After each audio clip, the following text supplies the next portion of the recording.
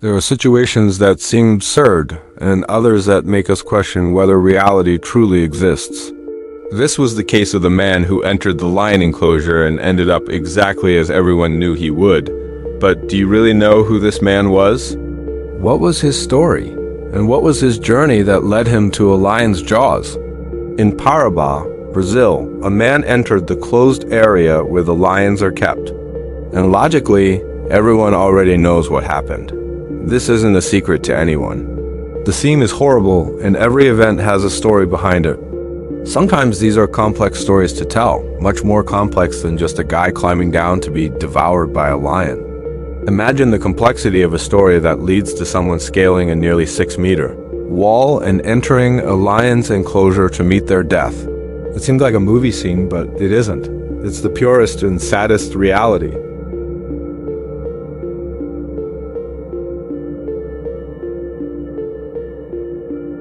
This guy's story is incredibly complex, and we're going to share it with you. Today will be a test of my quality as a communicator because I need to bring you this information while generating the minimum amount of noise regarding hate and anger, and also try to ease the preemptive criticism that will come my way. I'd like you to listen to me rationally and try to reason with me about this situation, leaving hatred and anger aside. Many things in this young man's history led him to the lion's jaws, and we're going to tell you that story. I brought coffee to share with you while we go through this. I'm recording this on Monday, December 1st. We've arrived at December. The Christmas spirit is in the air.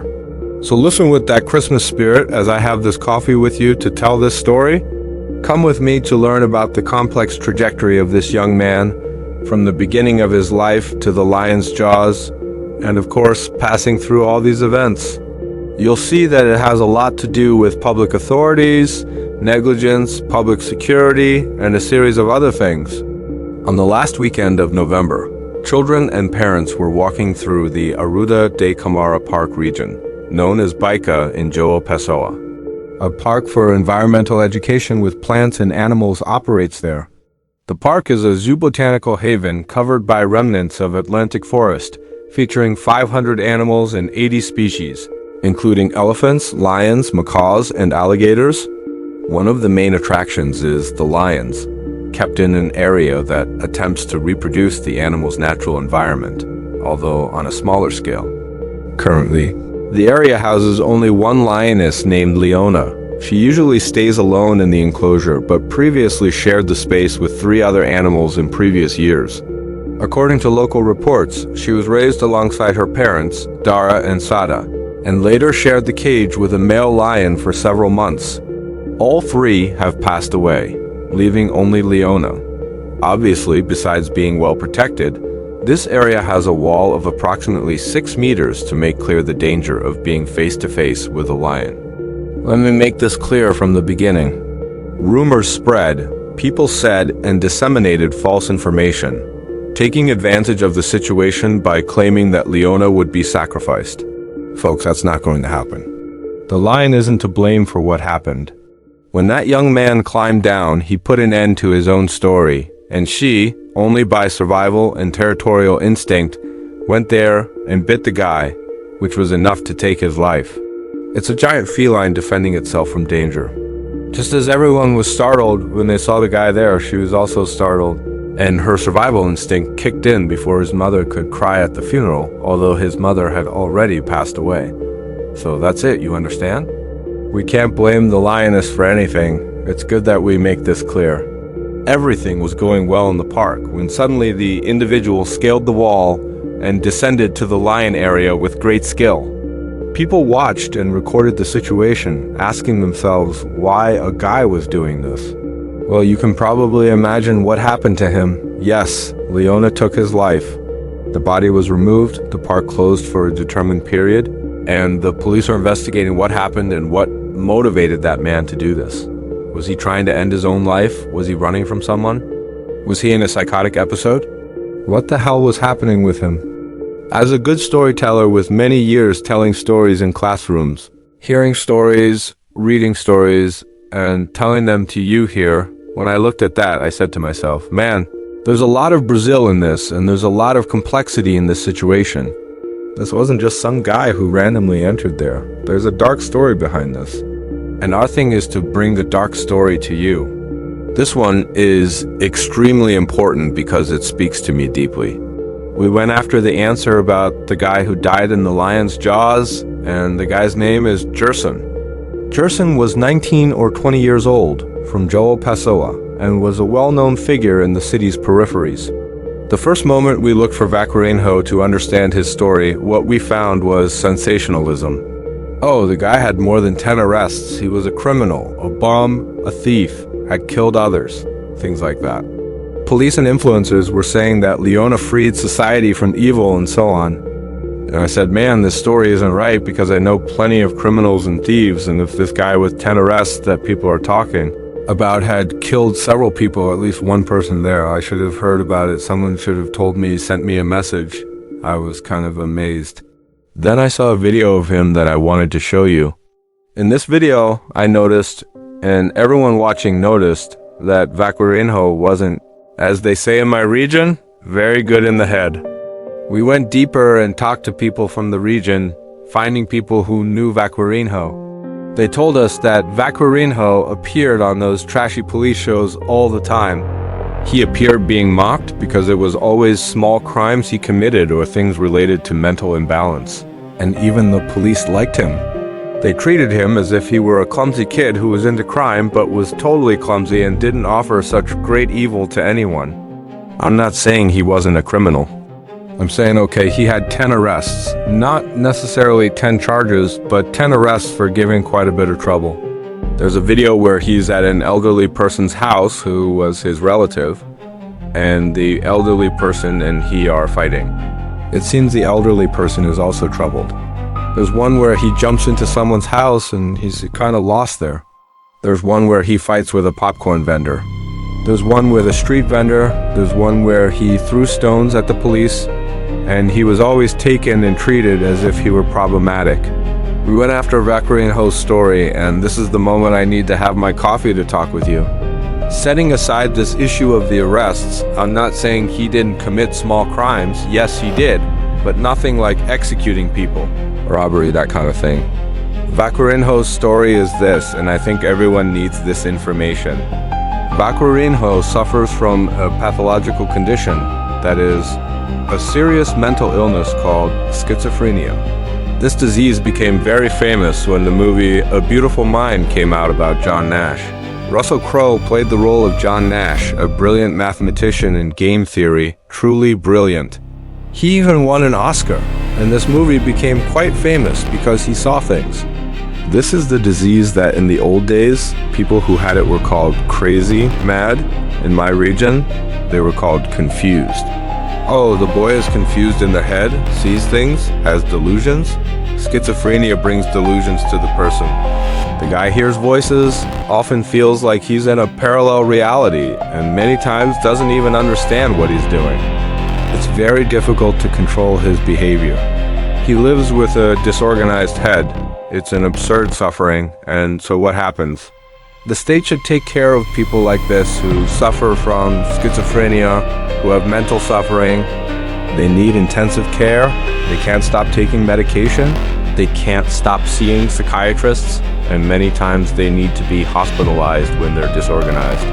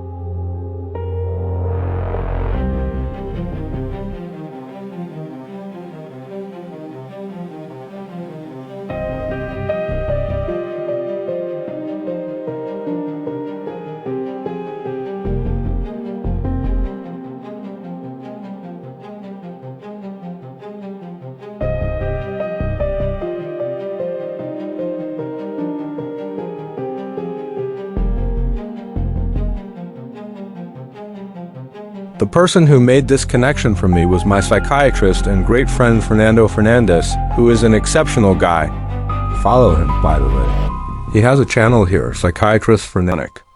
And by closing all establishments called in the neighborhoods, causing trouble for many people, for family members who often can't take it anymore.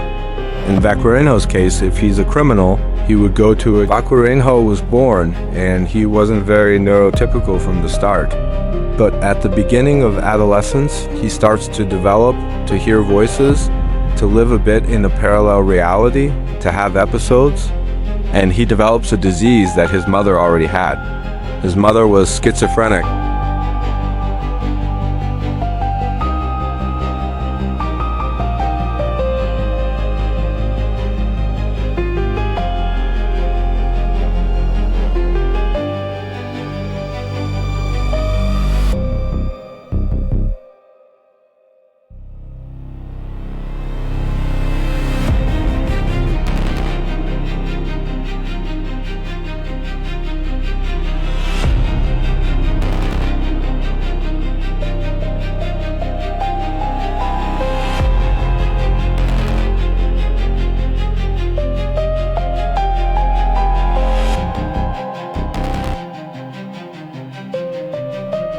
I'm not saying he didn't commit some crimes and that he wasn't aware of several crimes he committed.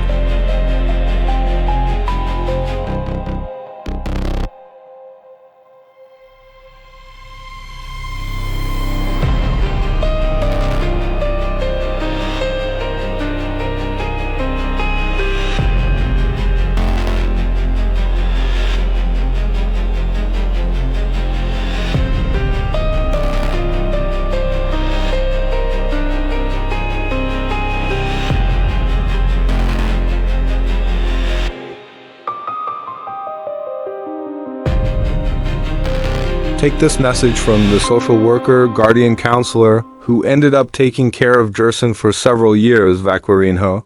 Gerson, my boy without judgment.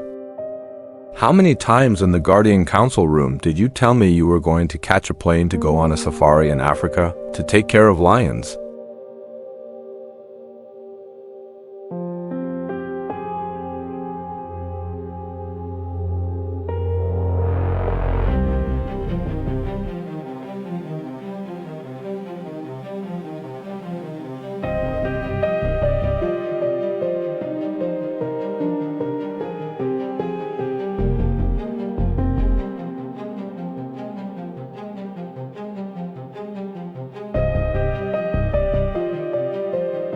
Since then, the entire protection network started looking for me whenever anything happened with you.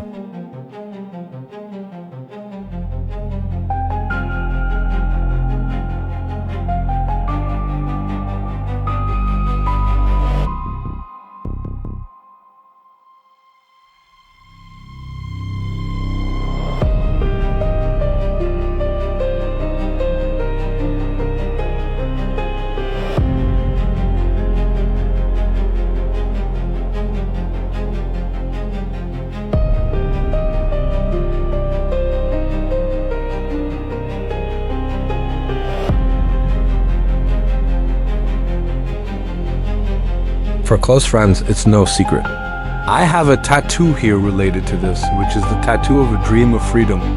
It was a tattoo I got the day I was admitted because it was a very important day in my life. I was very scared, but I had a very strong depression, and this depression was bringing me very heavy thoughts of ending my own life. And so I needed to be admitted to stay for some time. However, I was admitted to an extremely expensive private clinic, which fortunately I already had the means to pay for part of it because the insurance I had, which was a somewhat expensive insurance, was one of the few insurances that covered this clinic.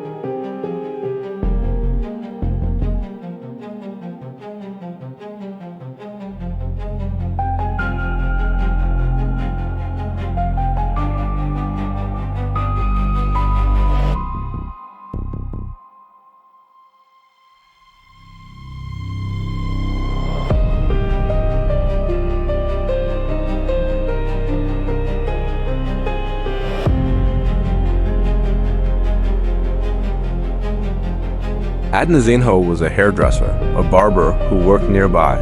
And on that street, everyone was poor, except for the people who owned the market there, who had money, some money. And every time Son of Adal came, someone announced he was coming, and everyone locked their house doors, stayed alert, stayed sharp. Son of Adal had schizophrenia.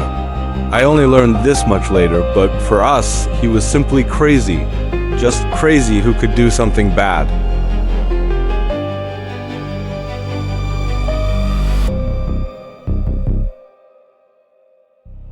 And my house door, because we were very poor at the time, was a flimsy door.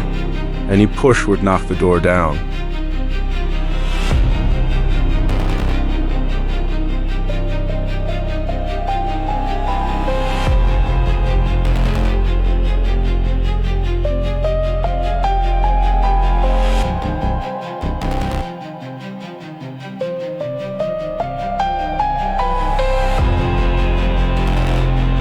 And left with her crazy running, saying it was his daughter, or that he was saving the child, something along those lines. Luckily, he entered the market. The lady at the market had empathy with him and said, "Give me the baby, he's mine." The guy gave her and left quickly. Man, we didn't go file a report or anything, but it was terrifying. We made a financial effort to change the house door, and it was very heavy, man. The situation was very heavy. And I didn't know the guy had this disorder, that he was crazy, but he was hospitalized. It was before the psychiatric reform.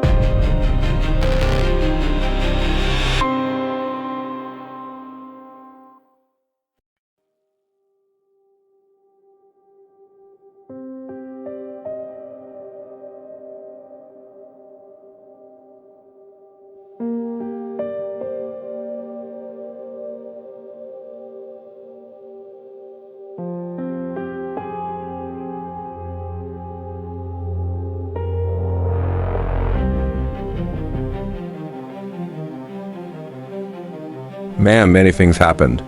Public authorities, the health system, people who took advantage of things that happened to him to make money, everything. Many people helped him scale that 6-meter wall until Leona could grab him there. Many people. He didn't go there to end his own life alone. There's an entire society moving this. Many people who added fuel. Again, I tell you, don't put yourselves in a place of prejudice or that kind of thing, because you need to have an open mind to understand what I'm saying. Regardless of the crimes committed by him, you can curse the guy all you want, but he had this condition. Schizophrenia brings the person delusions. The guy hears voices. If you ask the person, they'll say, I saw it. And they registered it in their emotions. They registered it in their mind that way, as if they had seen it. But in reality, that's a perception the person has. There's a psychiatrist called Kurt Schneider who talks about this. He even gives it a name, which is a perception the person has that's immediate and irrefutable by logic. The person has subjective certainty, but that has no substrate in reality. So if you ask, they saw it, it was registered. It would be like if the person had, how long do you think a dream lasts? There are dreams where we perceive a story in our head, a story with a plot in our head that lasts seconds. That's the phenomenon. For example, there's something called sleep paralysis. You wake up and you're paralyzed. When I had it, it was associated with something called hypnopompic hallucination. I had sleep paralysis and a hallucination at the same time. I think I was a pre-adolescent. I was in bed in my brother's room. I had sleep paralysis, and a person entered, messed with my brother's backpack, left, and then came back, looked at me, and then I came out of sleep paralysis. In the perception I had, even the person who released me from sleep paralysis. Experts say this is also hundredths of a second, but we have a completely dilated perception of time, like in dreams. So maybe that's the closest we can get to this delusional perception. So the person has a plot in their head, they saw the person, they lived that emotion, they lived that scene, all of this, but it happened suddenly in the person's perception. And this is irrefutable by logic. So answering your question, no man, it's not the same way.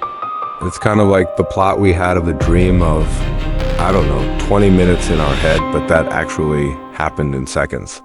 But that's where their head doesn't let them put things in their proper place. We wake up from the dream and they don't. They don't wake up. Visual hallucination is extremely uncommon in schizophrenia. It's more voices.